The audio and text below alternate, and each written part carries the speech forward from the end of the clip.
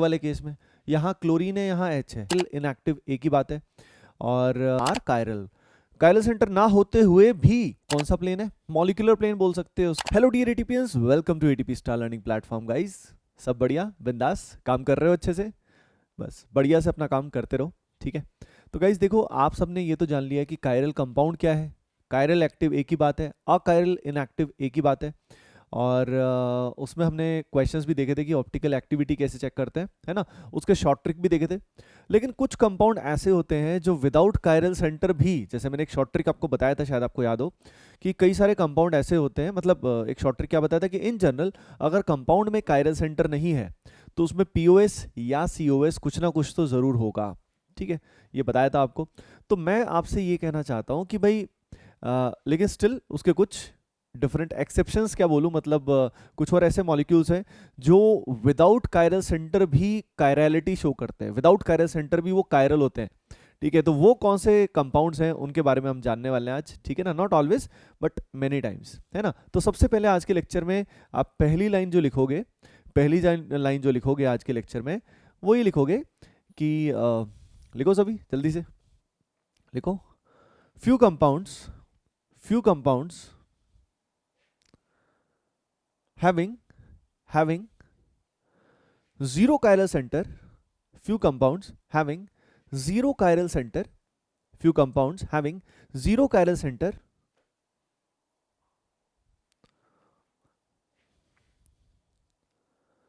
are chiral, are chiral, are chiral, chiral center ना होते हुए भी वो chiral हैं, are chiral, chiral मतलब unsymmetrical, ठीक है, because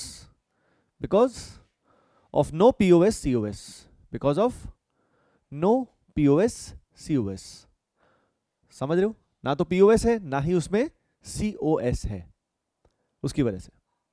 clear, done, okay. Now the point is वो किस किस तरह के कंपाउंड होते हैं। तो देखो यार, एक्चुअली ये तीन टाइप होते हैं जिनमें ऐसा केस आएगा, क्यूमलिन, स्पायरो, पॉलीफेनाइल्स, तीनों एक जैसे हैं। क्यूमलिन जानने के बाद फिर स्पायरो, पॉलीफेनाइल हो जाएगा, ठीक है। सबसे पहले हम लोग बात करने वाले हैं किसके बारे में, क्यूमलिन्स के बारे में बात करने वाले हैं, और उसके बेसिस पे फिर स्पायरो, पॉलीफेनाइल, ये सब हो जाएगा, ठीक है। तो देखो यार, काम की बात करते हैं। सबसे पहले क्यूमलिन कहने का मतलब क्या है। तो देखो, नॉर्मल एल्कीन आप जानते हो, ये हमारा नॉर्मल एल्कीन है, इस तरह की कोई चीज, ये नॉर्मल एल्कीन है जिसमें हमारे पास कितना पाई बॉन्ड है, हमारे पास एक पाई बॉन्ड है, we have only one pi bond. अब अगर ये पाई बॉन्ड लगातार आने शुरू हो जाए, जैसे कि फॉर एग्जांपल इससे जो नेक्स्ट मेंबर है वो होगा कुछ ऐसा, साथ साथ बनाते रहना, और ये हेडिंग जरूर लगा लेना, है ना, क्यूमलिन, स्पायरो, पॉलीफेनाइल्स। तो देखो, ठीक है। अब ये जो पोर्शन है आप समझते ही हो कि ये पोर्शन जेई एडवांस्ड में हेल्पफुल है, जेई मेन के लिए ऑब्वियसली ये पार्ट नहीं है, ये जेई एडवांस में ही इस तरह की चीज आ सकती है, आती है, जेई मेन में आने के चांस कम है, मतलब पॉसिबिलिटी तो कुछ भी है भाई, कुछ भी हो सकता है, ठीक है। तो यहाँ पे देखिए, ये जो है ना, ये सबसे पहला क्यूमलिन है। क्यूमलिन का मतलब क्या होता है, क्यूमुलेटिव एल्कीन। जब डबल बॉन्ड लगातार आते हैं, पहला आया फिर दूसरा आया फिर तीसरा आया, तो when pi bonds, when successive C double bond C are present, when successive C double bond C are present, एक तरह से एक एल्कीन फिर दूसरा एल्कीन, तो उसको क्या बोलते हैं, क्यूमलिन, क्यूमुलेटिव एल्कीन। क्यूमुलेटिव का मतलब वही होता है, ठीक है ना। तो लिख लो, इन क्यूमलिन्स, इन क्यूमलिन्स, इन क्यूमलिन्स successive C double bond C are present, successive C double bond C are present। क्यूमलिन के अंदर successive C double bond C present होता है, ये हो गया, ये हो गया, आगे हो गया, इस तरीके की बात है, ठीक है। अब दो जब होंगे, नाउ द पॉइंट इज, जब दो हैं तो क्या है, तो इसका रियल स्ट्रक्चर क्या है।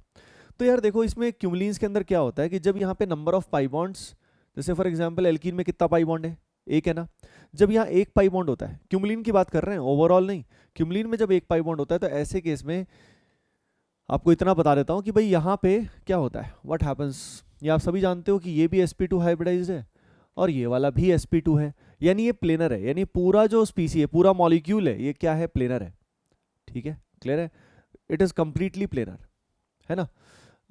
नाउ द पॉइंट इज, ये वन जो होता है ये क्या होता है, ऑड होता है। तो याद रखिए कि जब यहाँ नंबर ऑफ पाई बॉन्ड्स क्यूमलिन के अंदर ऑड होंगे, देन इट इज प्लेनर, यानी वो एल्कीन की तरह ही बिहेव कर रहा है।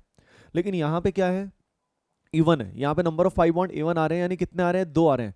अब जब नंबर ऑफ पाई बॉन्ड हमारे पास इवन आ रहे हैं डियर स्टूडेंट्स, तो ऐसे केस में हम लोग क्या करेंगे भाई, व्हाट शुड वी डू, क्या करना चाहिए हमें। तो यार देखो आप सभी को मैं बता रहा हूँ कि what actually happens in this, जब यहाँ ऐसा है तो इसका रियल स्ट्रक्चर जो होता है वो प्लेनर नहीं होता है, पहले वो समझना है, वो प्लेनर नहीं होता है। यहाँ पे कुछ ऐसा, एक तरफ जो ये ग्रुप्स हैं, हाइड्रोजन देखो मैंने वेज में दिखाया, एक हाइड्रोजन डैश में दिखाया, और यहाँ पे कुछ ऐसा, ठीक है। अब यहाँ पे अगर आप देखोगे तो ये जो कार्बन नंबर 1 है और ये जो कार्बन नंबर 3 मान लेते हैं, तो 1 पे जो ग्रुप्स लाई कर रहे हैं, यानी 1 पे जो एटम्स लाई कर रहे हैं, all these atoms are lying on the same plane, ये बोर्ड पे लाई कर रहे हैं। लेकिन ये जो है ना, ये जो हाइड्रोजन है, they are lying in the perpendicular plane. ये जो बोर्ड तुम्हें दिखाई दे रहा है, इस बोर्ड के परपेंडिकुलर प्लेन में ये लाई करते हैं डियर स्टूडेंट्स।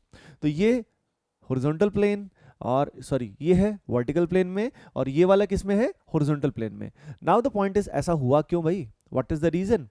तो देखो पहली चीज, ऑड में तो प्लेनर हो गया, ये लिख लेना इस बात को, और इवन पाई बॉन्ड्स होंगे तो ऐसे केस में टर्मिनल ग्रुप्स आर परपेंडिकुलर, ठीक है, सिंपल परपेंडिकुलर, इस तरह का नॉन प्लेनर शेप इसका हो जाएगा। इसका रीजन वैसे देखो बहुत गहराई में अपन नहीं घुसेंगे, पर सिंपल शब्दों में अगर हम बात बताएं तो यहाँ पे जो कार्बन एटम है इसमें जो ऑर्बिटल इन्वॉल्व है, और यहाँ जो ऑर्बिटल इन्वॉल्व है सिग्मा बॉन्ड्स के लिए, वो ऑर्बिटल, वो सेट ऑफ ऑर्बिटल जो है ना, वो परपेंडिकुलर हैं एक दूसरे के, समझ रहे हो। यानी यहाँ पे जो सेट ऑफ p ऑर्बिटल आएंगे, जैसे यहाँ पे sp2 है, यहाँ भी sp2 है, तो यहाँ जो 2 p ऑर्बिटल है उनका जो प्लेन है, और यहाँ जो 2 p ऑर्बिटल है उनका जो प्लेन है, वो मैच नहीं करता है। सिंपल अगर हम बात करें, जैसे यहाँ जो p ऑर्बिटल है कौन से इन्वॉल्व होंगे, इलेक्ट्रॉन क्लाउड देख के समझ सकते हो कि यहाँ पे अगर sp2 हाइब्रिडाइजेशन है तो यहाँ पे x और y है, एक्स वाई प्लेन में ना ये, और यहाँ पे इसकी हाइब्रिडाइजेशन sp2 है, तो ये कौन सा प्लेन है, ये एक्स जेड प्लेन है, समझ रहे हो क्या। तो सिंपल बात ये है, अगर आपको सिंपल इतना सा समझना है कि परपेंडिकुलर क्यों है, क्योंकि different set of orbitals are involve, अलग तरह के ऑर्बिटल इसके अंदर इन्वॉल्व होते हैं। अब देखो ये हो गया, यहाँ तो ये जो पर्टिकुलर आपको कंपाउंड है ये आपको याद रखना है, बड़ा ही इंपॉर्टेंट है, इसको बोलते हैं एलीन, और एलीन का मॉलिक्यूलर फॉर्मूला है C3H4। एलीन का मॉलिक्यूलर फॉर्मूला है C3H4, है ना। जब यहाँ पे सारे के सारे H आ जाते हैं तो ये हमारा एलीन है, यहाँ दोनों sp2 है, और बीच वाला कार्बन बोलो क्या है, बताओ भाई, बीच वाला कार्बन क्या होता है, जल्दी बोलो। हाँ, बीच वाला कार्बन होता है sp hybridised, this is sp hybridised, clear है, बढ़िया है, बिंदास है। ओके एवरीवन, अब देखो आगे चलते हैं, देखिए सभी के सभी, ये हो गया, ये हो गया। Now let's move on. अब हम इसमें अभी तक बात कर रहे थे कि भाई ये कायरल कौन से हैं, तो देखो एक बात बता रहा हूँ, ये वाला जो पर्टिकुलर क्यूमलिन है, यानी ये जो एलिन है, allene is a type of cumulene, cumulene एक बड़ा सेट है, एलिन उसका एक पार्ट है। तो ये इसके अंदर चेक करो, इसके अंदर प्लेन ऑफ सिमेट्री है या नहीं है, चेक करो, पीओएस इसके अंदर है या नहीं है, फिर अगले वाले में चेक करना।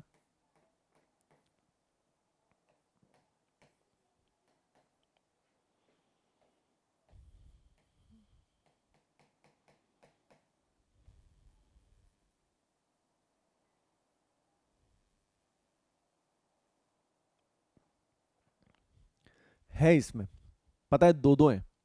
ये जो प्लेन है ना, ये जो बोर्ड वाला प्लेन है, यानी ये जो कौन सा प्लेन है, मॉलिक्यूलर प्लेन बोल सकते हो उसको, मॉलिक्यूलर प्लेन बोल सकते हो, वर्टिकल प्लेन भी है, यहाँ पे वर्टिकल प्लेन ही मॉलिक्यूलर प्लेन है ना।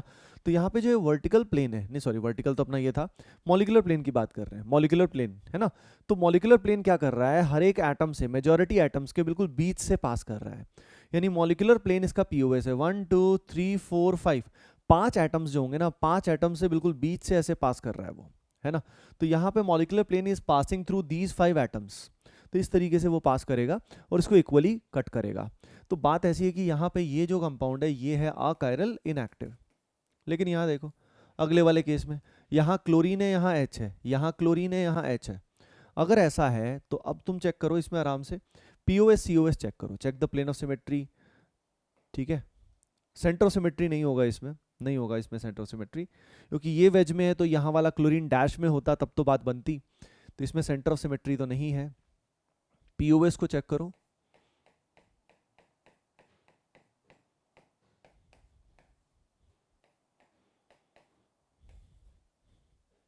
यस, इसके अंदर पीओएस नहीं आएगा डियर स्टूडेंट्स, पीओएस सीओएस कुछ भी नहीं आएगा। आप चेक करके देखो। अगर हम मॉलिक्यूलर प्लेन की बात करें तो मॉलिक्यूलर प्लेन इन सब एटम्स को तो ना बीच में से कट करके निकल जाएगा, ये जो 5 एटम्स हैं इनको बीच में से कट करके चला जाएगा। लेकिन लेकिन ध्यान रखिए कि उसमें जो ये Cl आपको दिखाई दे रहा है ये किधर जाएगा, ये Cl जो है ये वेज में आपको दिखाई दे रहा है। तो जब हम मॉलिक्यूलर प्लेन की बात करते हैं तो उसमें क्या होता है कि उसमें जो हमारे जो दो पार्ट आते हैं ना, जो मिरर इमेज होना चाहिए, वो पार्ट किधर आते हैं, जैसे हमने यहाँ से कट किया तो वो पार्ट एक सामने आएगा और एक पीछे आएगा। अब सामने हमारी तरफ कौन है, क्लोरीन एटम है, क्लोरीन यहाँ है, इमेजिन कीजिए क्लोरीन इधर है और हाइड्रोजन इधर है। इसका आज विजुअलाइजेशन भी बताऊंगा मैं, डोंट वरी। एलीन का 3D मॉडल भी है, वो मैं आपको दिखाने वाला हूँ अभी थोड़ी देर के बाद, तो डोंट वरी अबाउट दैट। ठीक है, तो यहाँ पे उससे आपको और क्लैरिटी आएगी, लेकिन उससे पहले एक बार खुद विजुलाइज करना बहुत ज़रूरी है ना। और उस विजुलाइजेशन को रियलिटी से जब मैच करोगे तभी पता लगेगा कि भाई असल में क्या खेल है, हम सही सोच रहे हैं कि नहीं सोच रहे हैं। तो यहाँ पे एक क्लोरीन इधर है, एक एच इधर है। अब ये बताओ, इधर क्लोरीन इधर एच, बीच में शीशा, तो क्लोरीन और एच जो है वो एक दूसरे का मिरर इमेज तो नहीं है ना। क्लोरीन और हाइड्रोजन एक दूसरे का मिरर इमेज होगा क्या, नहीं होगा। तो इसलिए ये कंपाउंड ध्यान से देखो, यस, तो आपको ये बात पता लगे कि बिना कायरल सेंटर के भी कंपाउंड ऑप्टिकली एक्टिव हो सकता है। ठीक है, लेकिन वो कोई कोई केस होते हैं इस तरह वाले जो आपने देखा, जो क्यूमुलिन में आएगा, स्पायरो में आएगा, पॉलीफिनाइल में आएगा। सही है, ठीक है। तो ये पॉइंट, ये स्टेटमेंट लिख लेना, छोटी सी लिख लो। Compound can be chiral, compound can be chiral even after having zero chiral center. Compound can be chiral even after having zero chiral center. Zero chiral center होने के बावजूद भी कंपाउंड कायरल हो सकता है। Compound can be chiral even after having zero chiral centre. ठीक है भाई, इतनी सी बात है। ओके, अब देखो ये हो गया, ये हो गया, ये हो गया, I think everything is done. अच्छा, अब हम क्या करने वाले हैं, इसमें देखो, इसमें चेक करो। अब इसमें पाई बॉन्ड हमारे पास 3 आ गए, देखो 3 आते, टेंशन मत करो, 3 मतलब ऑड हो गए, 3 लगातार आने चाहिए, ये नहीं कि ओवरऑल चेक कर लिए। ठीक है, 3 यहाँ पे लगातार आ गए, यानी ये एल्कीन जैसा बिहेव करेगा। एल्कीन जैसा बिहेव करेगा तो ऐसे केस में क्या होगा, समझ रहे हो ना, सिंपल, ये प्लेनर हो जाएगा। और प्लेनर केस में जब पूरा का पूरा मॉलिक्यूल ही प्लेनर है, तो ऐसे केस में जो मॉलिक्यूलर प्लेन होता है डियर स्टूडेंट्स, मॉलिक्यूलर प्लेन इसका पीओएस है। मॉलिक्यूलर प्लेन इसका क्या है, पीओएस है, क्योंकि सारे के सारे एटम कहाँ लाई कर रहे हैं, वो इस मॉलिक्यूलर प्लेन पे ही लाई कर रहे हैं। All the atoms are lying on the molecular plane. तो मॉलिक्यूलर प्लेन जो है ना, वो इन सारे एटम्स को बीच से ऐसे कट करते हुए चला जाएगा। जैसे फॉर एग्जाम्पल ये बोर्ड है, ये बोर्ड है ना, इन सारे एटम्स को बीच से कट करेगा। ठीक है, अगर ये इनको बीच से कट करेगा ना डियर स्टूडेंट्स, तो क्या होने वाला है मैं आपको सिंपल बताऊं। तो इसके, ये जो बीच से ऐसे कट किया, तो सारे एटम्स का, एटम बॉल है, तो बॉल का हेमिस्फीयर उस प्लेन के आगे रहेगा और उस बॉल का हेमिस्फीयर प्लेन के पीछे रहेगा। यानी सब एक दूसरे के क्या आएंगे, मतलब आगे और पीछे एक दूसरे का मिरर इमेज ही है। हर चीज बिल्कुल मॉलिक्यूलर प्लेन ऐसे बीच में से पास कर रहा है।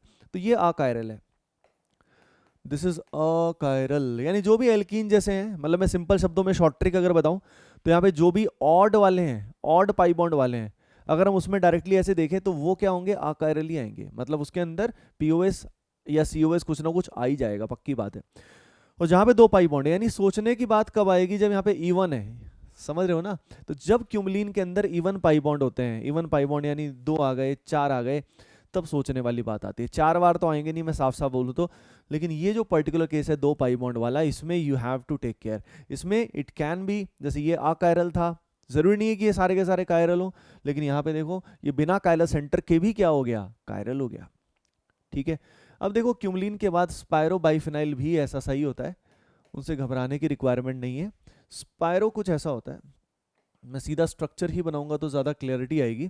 ठीक है, देखो यार, यहाँ पे फॉर एग्जांपल हमारे पास है क्लोरीन वेज में, और यहाँ हाइड्रोजन है डैश में। नहीं, इसको थोड़ा सा और बेटर बनाते हैं, let me make it relatively better. यहाँ पे Cl, यहाँ पे H, और यहाँ पे अगर मैं बात करूँ तो यहाँ पे H, यहाँ पे है Cl। सॉरी, ये तो स्पायरो बना ही नहीं, क्या कर रहा हूँ मैं।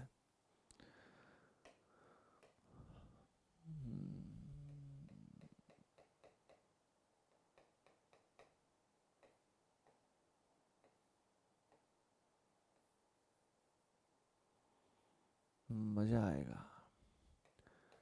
देखो यार, ये स्ट्रक्चर ना इस तरीके से आपको दिया जाएगा नहीं, दिया जाएगा नहीं, लेकिन तुम्हें अपने आप इसको समझ लेना है। कैसे समझ लेना है? देखो, जो ये रिंग है ना, जैसे ये रिंग है, इसको कार्बन नंबर 1 मान लेते हैं, इसको बीच वाले को 2 मान लेते हैं, इसको 3 मान लेते हैं।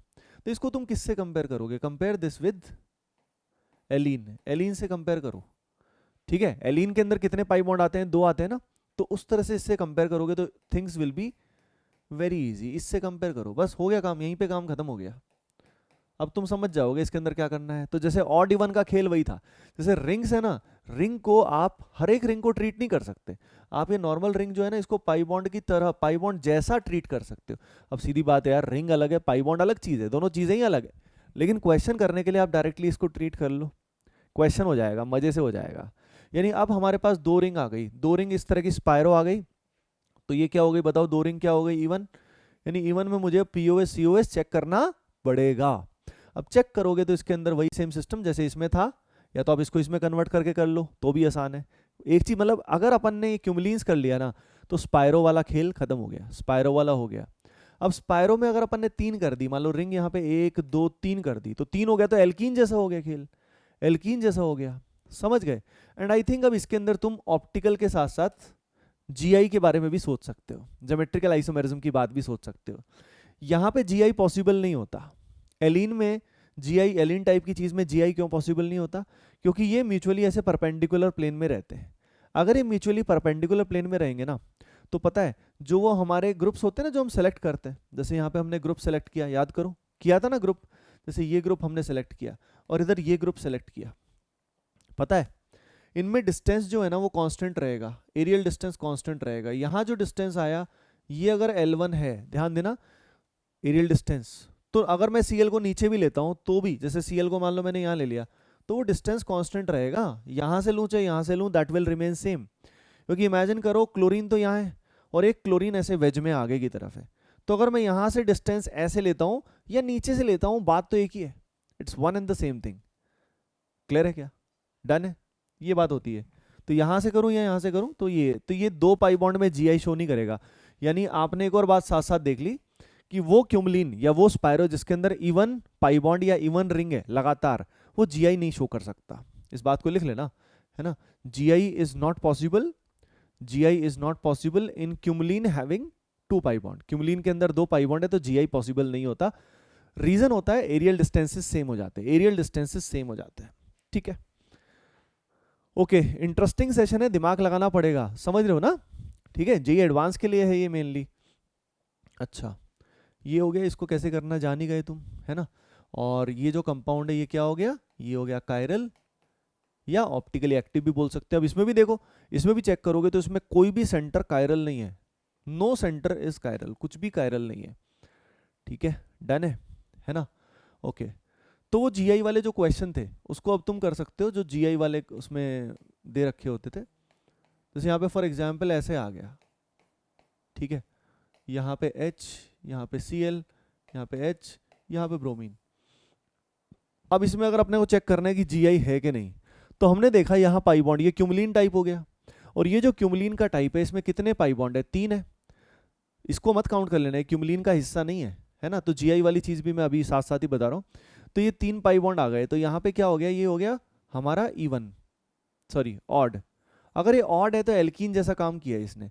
एल्कीन है तो सिंपल प्लेनर है, ABCD रूल लगाओ और एंजॉय करो। यानी ये जीआई शो करेगा पूरा सिस्टम, है ना। और हर एक सिस्टम जब जीआई शो करता है उसके कोरस्पॉन्डिंग कितनी फॉर्म आती है? हाँ भाई बताओ कितनी आती है, जल्दी बताओ। 2 आती है ना, 2 आती है डियर स्टूडेंट्स। तो यहाँ पे 2 फॉर्म है, यहाँ पे भी 2 फॉर्म है, टोटल फॉर्म कितनी हो गई? 4 हो गई ना। ऐसे होता है, ठीक है। सिमिलरली स्पायरो वाले क्वेश्चंस भी ऐसे किए जा सकते हैं। पहले जीआई वाले कर रहे हैं, ऑप्टिकल आइसोमेरिज्म का जो कैलकुलेशन है वो तो आएगा ही आएगा। अब जैसे ये अपने पास, ये अपने पास है फॉर एग्जांपल,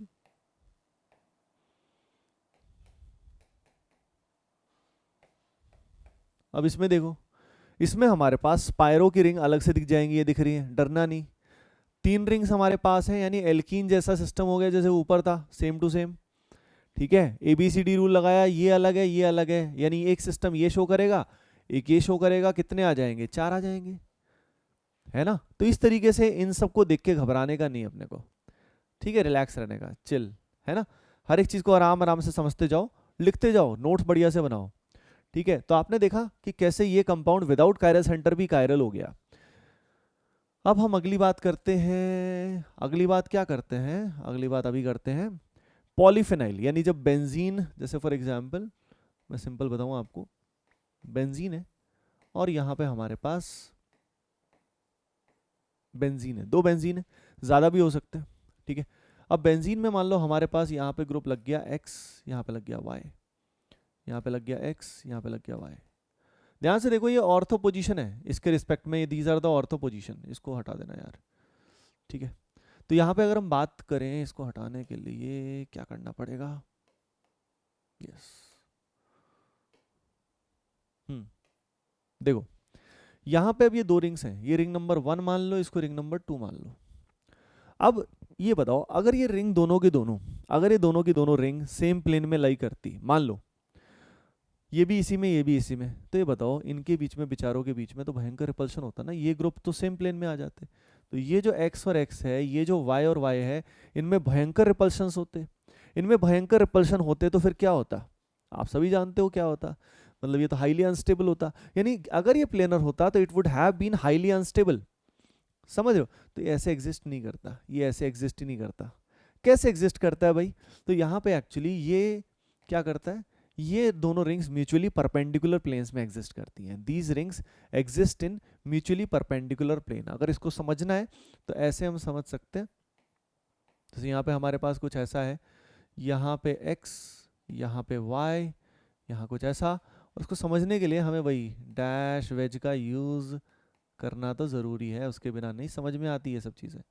ठीक है, इससे आपको 3D में भी शायद फील आ जाएगा कि भाई ये है कैसा। तो बताओ पहले क्या तुम ये समझ पा रहे हो कि दोनों रिंग्स जो हैं ये म्यूचुअली परपेंडिकुलर है, ये दोनों रिंग्स देखो, ये रिंग ऐसे है तो ये रिंग म्यूचुअली परपेंडिकुलर है, ऐसे है भाई, ये ऐसे है।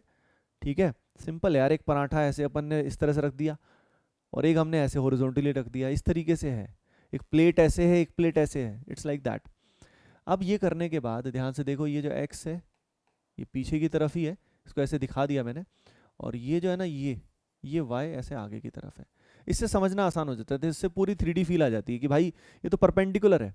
अब सिंपल बात है कि ये परपेंडिकुलर हो गया ना, जैसे दो रिंग्स हैं तो दो रिंग मतलब एलीन वाला जो पहला केस होता है अपना, ऐसा वाला C डबल बॉन्ड C, जिसमें जैसे कि यहाँ पे y वेज में है, x डैश में है, और यहाँ पे x और y सेम प्लेन में। ध्यान से कंपेयर करो इन दोनों को, एक सी तो बात हो गई, एक सी ही तो बात हो गई। अब ऐसे केसेस में आप जानते हो कि ऐसे केस में GI पॉसिबल नहीं होता है ना, इसमें भी नहीं होता, ये मैंने आपको साथ साथ बता दिया, ज्योमेट्रिकल आइसोमेरिज्म इसमें पॉसिबल नहीं है। और अगली चीज, अगर यहाँ पे x और y अलग अलग है, एज्यूमिंग दैट x और y अलग अलग है, तो ना तो इसके अंदर प्लेन ऑफ सिमेट्री आएगा, ना ही इसके अंदर सेंटर ऑफ सिमेट्री आएगा, दोनों में से कुछ भी नहीं आएगा डियर स्टूडेंट्स, कुछ भी नहीं आएगा, मैं क्लियर कट आपको बताऊं तो। ठीक है ना, अब आपको अपने आप सोचना पड़ेगा कि कुछ भी कैसे, भाई ये म्यूचुअली परपेंडिकुलर है, अगर ये सेम प्लेन में होते तो आता, सेम प्लेन में है ही नहीं, तो इसीलिए ये जो है इसमें नो POS नो COS, तो दिस कंपाउंड इज कायरल, लेकिन GI पॉसिबल नहीं है, दिस कंपाउंड इज कायरल, इसको लिख लेना। और इसको भी किससे कंपेयर करना है, आई थिंक आपको समझ में थोड़ा बहुत आया होगा कि हाउ टू कंपेयर दिस, किस तरीके से इसको कंपेयर करना है। ठीक है, अच्छा, अब ये करने के बाद, मतलब ये सही बता रहा हूँ, स्पायरो बाइफेनाइल ये कम आने के चांस होते हैं, इवन एडवांस में भी कम आता है, लेकिन ठीक है नॉलेज के लिए जान लो। जैसे कि मान लो हमारे पास 3 रिंग है और यहाँ हमारे पास अलग अलग ग्रुप है, यहाँ Cl, यहाँ Br, यहाँ हमने सारे मिथाइल लगा दिए, और यहाँ Cl, यहाँ Br। ठीक है, इस पॉइंट पे है, मतलब कहाँ पे बताऊँ आपको, यहाँ पे है, यहाँ पे, ठीक है, इस वाले कार्बन पे। अब इसके बारे में तुम्हें सोचना है, इसके बारे में तुम्हारा क्या ख्याल है, मतलब ये जो है ये ऑप्टिकल आइसोमेरिज्म, सॉरी ये हमारा जो कंपाउंड है ये GI शो करेगा कि नहीं करेगा। याद रखना कंपैरिजन किससे करोगे, स्पायरो से, एलिन से, क्यूमलिन एक रेफरेंस हो गया हमारे लिए। तो इसमें 3 हमारे पास रिंग है, 3 रिंग अगर हमारे पास है डियर स्टूडेंट्स, तो 3 रिंग मतलब एक तरह से 3 पाई बॉन्ड जैसा खेल है। यानी अब यहाँ पे अगर हम देखें तो 3 रिंग के अंदर वही ऑड वाले केस में मैंने बताया था एल्कीन जैसा बिहेवियर है, और एल्कीन हमेशा क्या होता है, ऑप्टिकली इनएक्टिव होता है, अकायरल होता है। तो सिंपल अगर इसमें ऑड इवन वाला केस जानोगे तो सारे के सारे क्वेश्चन आसान हो जाएंगे।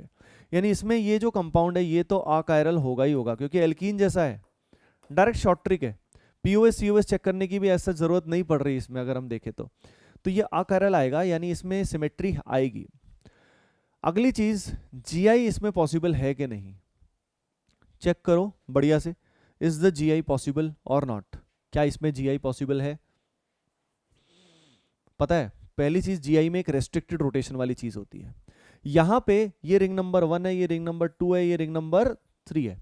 तो पहली, दूसरी और तीसरी रिंग के बारे में अगर मैं आप सभी को बताऊं, तो पहली रिंग अगर हमारी ऐसे इस प्लेन में आई, तो सेकंड वाली रिंग कुछ ऐसे है और थर्ड वाली रिंग कुछ ऐसे है।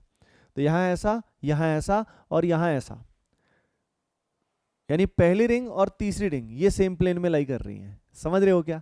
तो 1 एंड 3 के ग्रुप सेम प्लेन में लाई कर रहे हैं।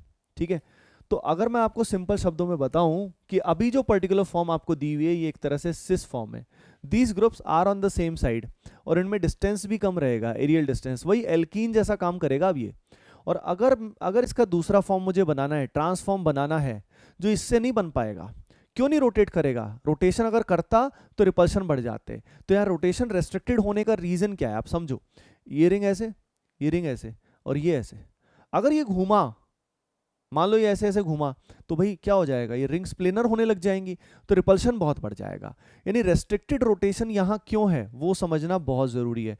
यहाँ रेस्ट्रिक्टेड रोटेशन डियर स्टूडेंट्स इसलिए है, किस लिए है? इसलिए है कि भाई यहाँ पे अगर ये रोटेशन करेगा तो रिपल्शन बहुत बढ़ जाएंगे, जो रूम टेम्परेचर पे पॉसिबल नहीं है। तो यहाँ पे जीआई पॉसिबल है, यहाँ पे ज्योमेट्रिकल आइसोमेरिज्म पॉसिबल है। सही है क्या? अब ये थोड़ा इंटरेस्टिंग वाला पार्ट हो जाता है कि इसके अंदर कैसे अपन क्या क्या चेक करते हैं। तो ये स्पायरो बाइफिनाइल क्यूमुलिन। अच्छा, अब थोड़ा तुम्हें विजुअलाइजेशन भी चाहिए ना, है ना?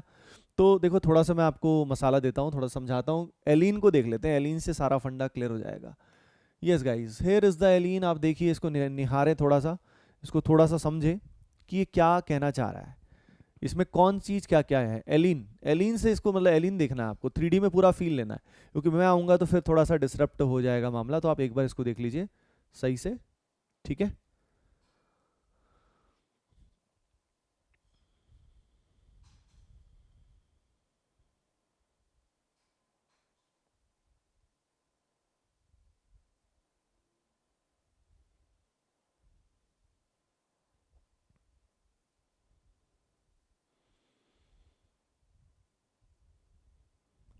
हाँ जी, देखो एवरीवन, देखो यार ये आप सभी समझ रहे होगे कि यहाँ पे ये तो हमारा कार्बन नंबर 1 है, दिस इज कार्बन नंबर 1, इसको 2 मान लेते हैं, इसको 3 मान लेते हैं। अब जो 1 पे ग्रुप लग रहे हैं ये हाइड्रोजन्स हैं, और ये जो हाइड्रोजन एटम आपको दिखाई दे रहे हैं ये कहाँ पे लाई कर रहे हैं? They are lying on, yes, sp2 है, तो यहाँ पे xy प्लेन में लाई कर रहे हैं, यानी बोर्ड पे लाई कर रहे हैं। ठीक है, और अगर हम बात करते हैं इसमें इसकी, तो थर्ड वाले में आप अपने आप देख सकते हो कि भाई ये जो एटम है ना, आई थिंक इसमें 3D फील आई गई होगी कि ये ऐसे जो हाथ है ना जिस प्लेन में, उस प्लेन में लाई कर रहे हैं। ठीक है ना? तो ये भी हाइड्रोजन है, ये भी हाइड्रोजन है, एंड C1 और C3 पे जो ग्रुप्स लाई कर रहे हैं they are lying on the mutually perpendicular plane. ये म्यूचुअली परपेंडिकुलर प्लेन में लाई करते हैं डियर स्टूडेंट्स, अंडरस्टूड? तो इस तरीके से अपने को देखना होता है। यानी अब हमारे सामने अगर कुछ आता है कि भाई कौन ऑप्टिकली एक्टिव है, कौन इनएक्टिव है, तो वो सब चीज़ आपको क्लियर होनी चाहिए, आपको फंडा पता होना चाहिए। ठीक है, तो अब तुम्हें बताना है, क्या बताना है कि भाई अभी मैं कंपाउंड्स यहाँ पे लिख रहा हूँ और आपको बताना है कि वो कायरल है, अकायरल है, एक्टिव है, इनएक्टिव है, वो आइडेंटिफाई करना है ना? तो साथ साथ नोट करना शुरू कर दो, लेकिन हेडिंग लगा लो, identify, identify the optically active, identify the optically active compounds, identify the optically active compounds. Short trick का जरूर यूज करना, बाकी अपनी जगह है, बाकी सब चीजें use the short trick as well.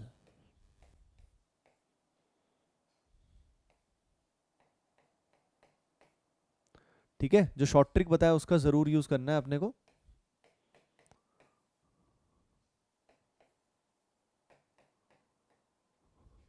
Mix question आएंगे अब, है ना? Will have mix question.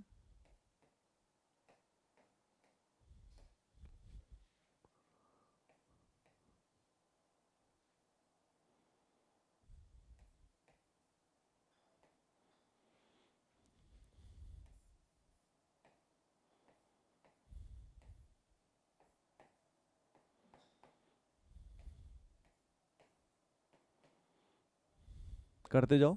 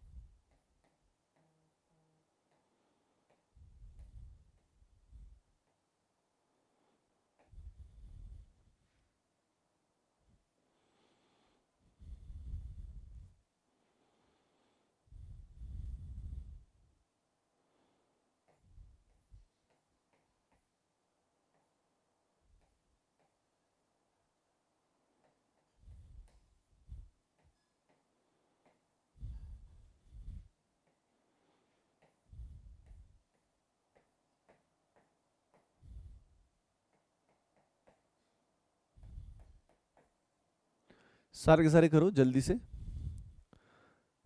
ठीक है, फिर अपन डिस्कशन करते हैं। Do all of them.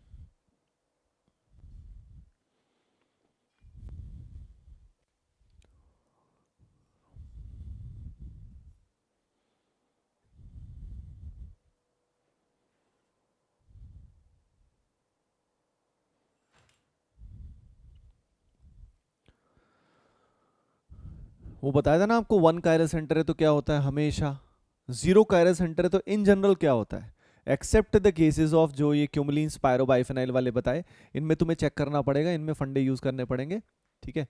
वो भी किस में, इवन वाले केस में, even pi bonds, even rings, उनमें चेक करना पड़ेगा। ऑड में वो भी चेक नहीं करना, ठीक है। तो सिर्फ कुछ ही केसेस हैं जिनमें अपने को चेक करना होता है, very few cases in which we have to do this.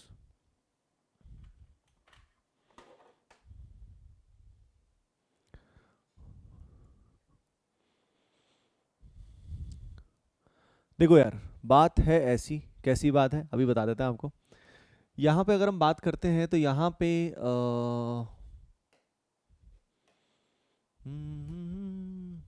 एक सेंटर कायरल, एक सेंटर कायरल है, ऑलवेज ऑप्टिकली एक्टिव है, ऑलवेज एक्टिव है, बात ही खत्म है। पीओएस सीओएस चेक करने की आवश्यकता अपने को नहीं है, नहीं है, नहीं है। इसके बाद अगर हम बात करते हैं यहाँ पे वी सी दिस, तो यहाँ पे देखो इसमें सेंटर कायरल है कि नहीं है, ये सेंटर कायरल नहीं है। ये सेंटर कायरल अगर नहीं है तो आई थिंक आप बात समझ गए कि ये कोई क्यूमलिन बाइस तो वो तो है नहीं, तो ये कंपाउंड क्या हो गया, ऑप्टिकली इनएक्टिव हो गया।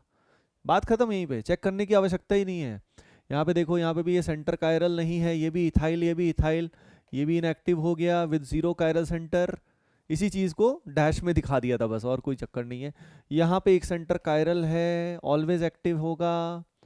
तो मैंने बताया था एक में ऑलवेज एक्टिव, एक से ज्यादा में पीओएस सीओएस चेक करना है।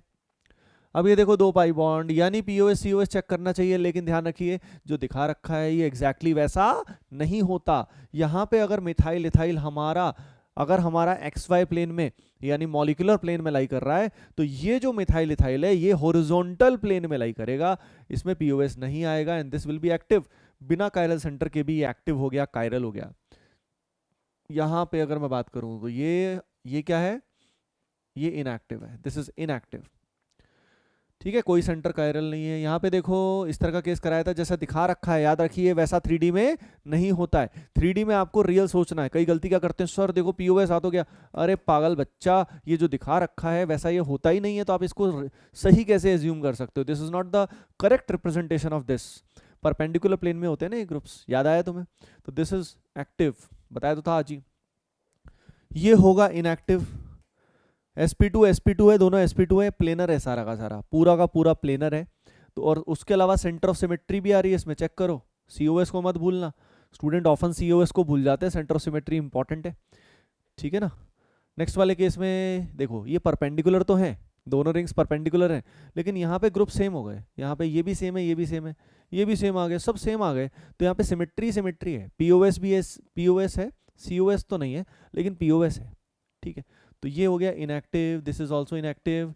ये जो है ये CL डैश में, ये वेज में, और इसमें कोई POS वगैरह नहीं आएगा, ना ही COS आएगा, सेंटर यहाँ है, ध्यान रखना। तो ये COS नहीं है, तो दिस इज एक्टिव, ये एक्टिव है। हाँ भाई इसमें तो POS दिख रहा है अपने को, तो कायरल सेंटर हो तो कोई दिक्कत नहीं है, फिर भी ये क्या होगा, इनएक्टिव। यानी कायरल सेंटर होने के बावजूद भी कंपाउंड क्या हो जाता है, इनएक्टिव हो जाता है। ये तो चीज़ आपको अच्छे से पता लग ही चुकी है। अंडरस्टूड, बात समझ में आई क्या? ओके, अब देखो एक चीज़ है जो आपने GOC में की भी थी, उसी को मैं अपन दोबारा से बात कर लेते हैं। जैसे अमाइंस होते हैं, और अमाइंस में एक चीज़ आपको बताई गई थी कुछ ऐसी, जैसे यहाँ पे फ्लिपिंग वाली है ना, अमाइन इन्वर्जन भी जिसको बोलते हैं। मान लो यहाँ पे हाइड्रोजन है, ड्यूटीरियम है एंड ट्रीटियम है, ठीक है। आप सभी को शायद याद होगा कि ये दो फॉर्म्स जो है ना, ये आपस में इंटर कन्वर्ट होती रहती है, ये दोनों फॉर्म्स आपस में इंटर कन्वर्ट होती रहती हैं, ठीक है। अब चलो इसको अलग से ही बात करेंगे इसका, क्योंकि अभी इनैंशोमर से रिलेशन है तो अभी समझ में नहीं आएगा, एज ऑफ नाउ इसको तभी हम बात करेंगे, ठीक है गाइस। तो भाई अब देखो तुम ऑप्टिकल एक्टिविटी और इस सब के सारे क्वेश्चन सब कर सकते हो, now you can completely do it. और अब हम क्या देखने वाले हैं, अब हम दो चीज़ें बची हैं हमारी इसमें आइसोमरिज्म में, एक तो कैलकुलेशन ऑफ आइसोमर्स, उससे पहले ऑप्टिकल आइसोमर्स जो होते हैं वो एनांशोमर कैसे आइडेंटिफाई करते हैं, डायस्ट्रोमर कैसे आइडेंटिफाई करते हैं, समझ रहे हो ना। तो उस सब में बहुत बहुत बहुत मजा आने वाला है। और जो भी गाइज आपको लाइक इससे रिलेटेड जो भी आपको DPP मिलती है, जो भी चीज़ आपको मिलती है वो साथ साथ करते रहो, डिस्कशन वीडियो आपको मिलते ही रहते हैं, ठीक है। Okay guys, so that is it for the day, and अच्छे से आप तैयारी करिए। और अगेन एक बात मैं आप सभी के साथ शेयर करना चाहूँगा कि सबसे इंपॉर्टेंट है कंसिस्टेंसी, है ना, बैकलॉग नहीं होने देना है, जितना हो पाए उतना ठीक से करो, लेकिन लेक्चर्स रेगुलर होने चाहिए। होमवर्क चाहे कोशिश करो पूरा हो जाए, लेकिन थोड़ा बहुत कम ज़्यादा चलेगा, ठीक है, ज़्यादा तो बहुत ही चलेगा, लेकिन थोड़ा बहुत कम इज़ फाइन, कोई ऐसा दिक्कत नहीं है, ठीक है। जितना करो क्वालिटी करो यार, quality work is more important. Okay everyone, चलिए गाइस मिलते हैं फिर, okay bye bye, take care and love you all.